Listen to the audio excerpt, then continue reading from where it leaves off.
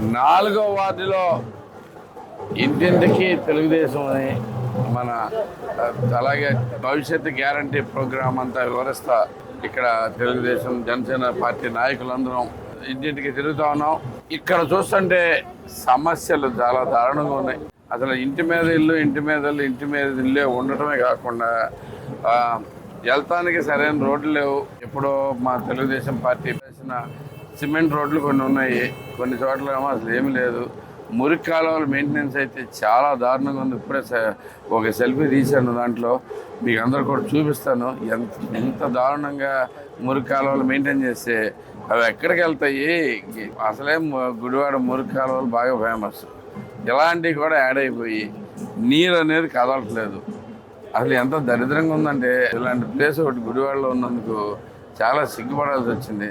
Even బాగా పేద దేశాల్లో కూడా ఇలా ఉండదేమో, అంత దరిద్రంగా ఉన్నాయి. అసలు రోడ్లు అయితే కనుక చెప్పలేం. పక్కన చూడండి, ఎక్కడ నుంచున్నా కానీ చెత్త, ఎక్కడ నుంచున్నా కానీ ఇది మెయింటెనెన్స్ లేదు. సరిగ్గా మనం అవగాహన కల్పిస్తే ప్రజలందరూ సరిగ్గా నీట్గా ఉండటం అనేది నేర్చుకుంటారు.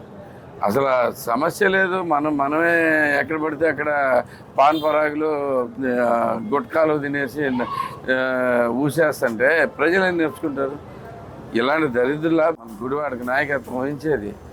మొన్న మధ్య వీడియో చూశాను, చక్కగా అసలు మామూలు పెద్ద బిల్డింగ్లో నడుస్తానే ఊసేస్తున్నాడు. ఆయనే అలా ఊస్తే ఇంక జనాలు అలా నేర్చుకుంటారు. కనీసం మినిమం కామన్ సెన్స్ ఉండాలి. రోడ్లు మెయింటెనెన్స్ అనేది ఒక సెపరేట్ సెక్షన్. గుడివాడిని ఎలా నిర్వహించవచ్చు అనేది మా ప్రభుత్వంలో చూడబోతున్నారు.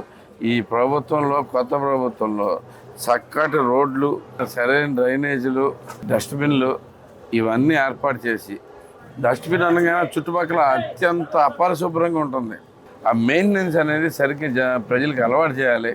అది అలవాటు చేస్తే కనుక మన గుడివాడ చాలా శుభ్రంగా ఉంటుంది.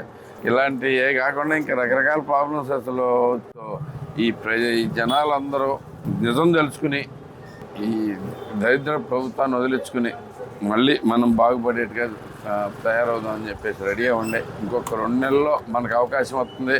ఈ అవకాశాన్ని ఉపయోగించుకుని ప్రతి ఒక్కళ్ళు వైసీపీకి డిపాజిట్ కూడా రాకుండా మనం కొట్టాలి అనేది ఆశపట్టి ముందుకెళ్తా ఉన్నాను. ఎందుకంటే మంచినీళ్ళు లేవు, ఎక్కడ చూసినా కానీ కనీసం రోడ్లు లేవు, లేవు.